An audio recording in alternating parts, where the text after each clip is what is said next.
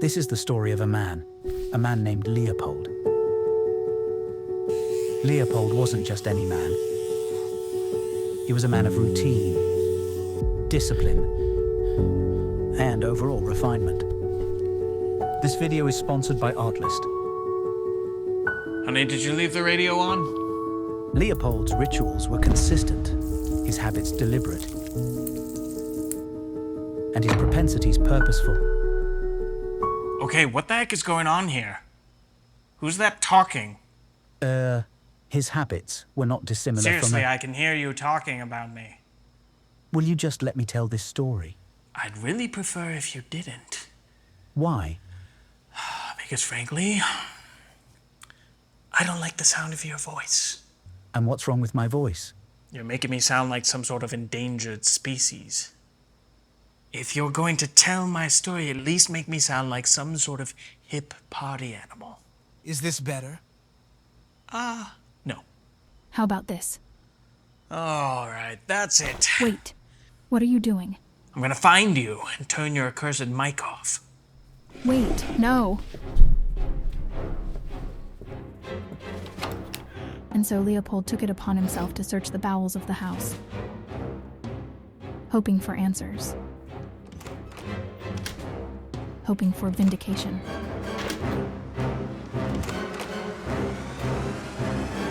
Hoping for... Will you stop it?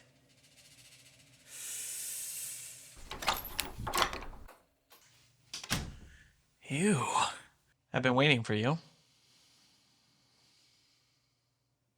You want answers. I've got them. Okay, so who are these mysterious voiceover artists who are plaguing poor Leopold? Well, I'm sure you've guessed from the sponsor of this video, which is Artlist, or perhaps the title and thumbnail, that this is indeed a new text-to-speech voiceover integration for Artlist. Now, AI is a hot topic. We've talked about it on this channel. We can talk a little more about the implications of it in this particular use case, but first I want to give you an overview of this tool and what it can do. So first things first, you'll see here there's a new vertical sidebar within Artlist and this new voiceover tool. Now, it's very simple. You essentially just type your text. So I'm going to say, hi. No, I'm not going to say hi. Once upon a time, there was a man named Leopold. Sorry, I'm the worst typer ever. One thing right off the bat that I do love about Artlist is it feels like it's a platform made by artists for artists. The design, the aesthetic, it's just very pleasing, but it also, the way they lay this out, immediately tells you what you're looking at. So I've used a couple other voiceover tools, and you know, they might have like some avatar picture, etc., but that doesn't really tell me anything. These thumbnails like instantly give me a sense of like, oh, this is probably some morose teenage girl. So let's hear it. I remember the way we laughed, like everything was okay, Sure even enough, when it wasn't. morose teenage girl.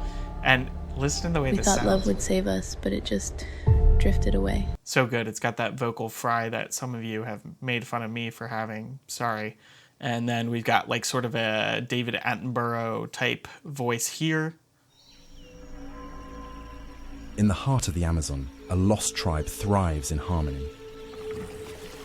Before the Looks like some sort of interstellar thing here. The solar system, our cosmic home, it's a family of planets, moons, asteroids, and comets. So it's like smart science guy. We've got rural old man voice here. They say life's a journey, but they never tell you what kind of road you're gonna find yourself on. They all sound great. I mean, I wish I could sample more for this, but you guys will see on your own. For this one, I used two voices. So the female voice, I used Reveal. From the cutting edge of innovation to the pinnacle of luxury. So good. It just sounds like a commercial, really high quality. And then we've got Wit. This is the one that I used for sort of my quirky, chipper British guy. Our splendid sparkling water. Bottled with the utmost care, each bubble as bubbly as the next and as poppy. So one thing right off the bat that stands out for these, as opposed to some of the other text-to-speech voiceover tools that I've seen or used in the past, is that they just feel really real. They're really high-quality voices. Artlist hired actual actors to portray these voices, and this is an exclusive catalog of voices, and you can just see there's all kinds of things. So there's a couple cool things. I imagine Artlist is going to be expanding this catalog, which is going to make this tool very useful. So you can search by gender, male, female, and then we have video categories, so you can start essentially filtering these. Right now, there's not much need for that because there's not a million voices, but there's a lot of options here, particularly the kinds of things you would hear in movie trailers, commercials, etc. Let's give this a try. So I wrote Once Upon a Time, there was a man named Leopold. I'm going to select my voice from the video, which is Wit, and we're just going to hit generate. Once upon a time, there was a man named Leopold. Sounds really good. It's a bit rushed, so this is where the voice settings come into play. So I can make this voice more expressive. It's going to give you a little warning that this will result in less consistency between generations. So what this means is, I would say once you mess with sort of these voice settings, I would try to do all your iterations at once so that you don't come back and be like, wait, what were my settings again? Or maybe take a screenshot in case, you know, you're doing some sort of iterative process with your video where you're like, oh, I need to change the line here, etc. Otherwise, it becomes hard when you adjust some of these modules to match them back to the original. And part of why there's also a bar here, and when you drive it closer to similar, it gives you kind of the same warning, is because I think every voice has a certain amount of bandwidth. So when you make it less similar, you're basically saying, let's let kind of the AI, machine learning, whatever you want to call it, do the heavy lifting here and sort of create something out of the source material versus what seems to me like really stretching the voice. The nice thing there is you can make it sound more realistic. The downside is it becomes harder to match. So yeah, let's get crazy here. Let's see how this sounds. Once upon a time, there was a man named Leopold. Much better. Very expressive, very realistic. So I'm going to head over to my script, and I'm going to take a section where, you know, the voiceover kind of protests and is like, wait, what are you doing? Wait, no. I'm going to go to my voice catalog. I'm going to select reveal, which is the voice I was using, and I'm going to show you where this platform has some limitations and can run into some issues. So in my mind, the voiceover I hear is, wait, what are you doing? Wait, no! You know, some sort of protestation. And we'll see what it does. Wait, what are you doing? Wait, no. So that's like, there's no inflection there. There's no pacing. So let's do really expressive. Let's boost the style. I'm okay with it being less similar. Let's see what happens here. Wait, what are you doing? Wait, no.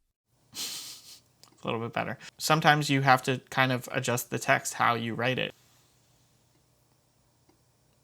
All right, let's really boost the style on this one. Wait, what are you doing? Wait, no. Okay, so that's a lot better. That sounds like more like a protestation. So sometimes you really kind of got to iterate, you got to tweak how you write it, and then you got to tweak some of those modules. And that being said, it's not really meant to be like an expressive actor. It's meant to be a voiceover used in a traditional voiceover role. So this is a little unconventional what I'm doing here, but I think it's a good test case to show sort of the limitations. And then earlier I made a couple. This was sort of that David Attenborough Amazon Jungle one, and I just wrote a little sentence, and this was just at essentially like standard settings. I didn't mess with any of the dials. Everyone I know thinks that I am a hobbit. From the day I was born, they thought, Scott is a hobbit. His head may be bald, his beard full of bristle, but Scott is indeed a hobbit. So that's pretty good. That's like straight out of the box. Now I added more expressiveness to it and boosted the style a little bit. So let's see how this goes. Everyone I know thinks that I am a hobbit. From the day I was born, they thought, Scott is a hobbit. His head may be bald, his beard full of bristle, but Scott is indeed a hobbit. So good. So good. So the fact that you can do that just gives you an idea of what you can do here. But as you can see here, just from the video I made, how many iterations I did, because I was very particular about what I needed for this story that I was telling. Which gets us into use cases, but also sort of the elephant in the room, which is AI. You know, I've talked about AI on this channel before. I don't want to get too in the weeds on AI because it's always a charged topic. I know some of you love all things AI, some of you hate all things AI, some of you are a little in the middle.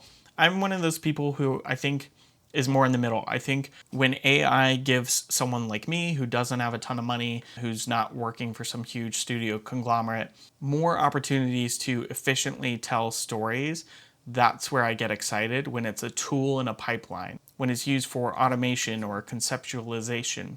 Now, where I'm not as supportive of it is like these huge media conglomerates basically threatening to get rid of people's jobs. And you might raise the question, well, what about voiceover artists? I think that this tool has a different place from traditional voiceover artists. I think this is well suited for, like, if you're doing a faceless YouTube channel, if you are making internal videos for a company, maybe they send you some screen recordings that, you know, some engineer did, and you can't quite understand what they're saying. They had a bad microphone. There's lots of ums and uhs, and you just want to make it a little more professional and presentable for your client. Something like this would be great. And I think it also could make it fun using some of these voices and make some of those internal viewings just a little more entertaining and enjoyable for people. I think that this is great for reference. So like maybe I am making a legit commercial, or maybe I am making a short film and I just need sort of scratch audio and I don't want to do it myself. I can use this as a reference and then I can go find a voiceover artist. And then I do think that it is useful for instances where you wouldn't otherwise hire a voiceover artist. So like I have hired voiceover artists. I plan to continue to hire voiceover artists in all the instances that I would anyway. But, you know, for certain things like some of these silly YouTube videos, like the one that I just showed you, I think that there's like a really useful use case for this. And they hired real voice artists for this, and hopefully they're getting some royalties. But yeah, it's not my job to sort of unpack all the ethics of AI and when it's appropriate, when it's not appropriate. But I think that there are plenty of great use cases for this.